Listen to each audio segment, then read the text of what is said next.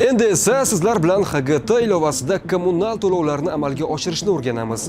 Birinchi navbatda to'lovlar bo'limiga o'tamiz. Ko'rib turganingizdek, har bir kommunal to'lov uchun HGT ilovasi cashback taqdim etadi. Bizga kerakli kommunal xizmatini tanlaymiz. Masalan, tabiiy gaz. Agar uyimizni ilovaga qo'shgan bo'lsak, hisob raqam avtomatik tarzda ko'rinadi. Agar uyimizni qo'shmagan bo'lsak, qo'lda kiritishimiz ham mumkin. Keyingi qiladigan ishimiz viloyatni tanlash, keyin esa elektr energiyasi tarmog'i, ya'ni filialini tanlash. Undan keyin biz tabiiy gaz uchun hisob raqamini kiritamiz. Ilova bizga hisob raqam haqida ma'lumotlar va to'lov uchun sahifani ochadi. To'lov miqdorini kiritganimizdan so'ng bizdan kartamizni tanlash so'raladi. Agar kartamiz avval ulanmagan bo'lsa, karta qo'shish tugmasini bosamiz. Karta raqamini va uning amal qilish muddatini yozamiz va bizga SMS orqali kelgan kodni ilovaga kiritamiz.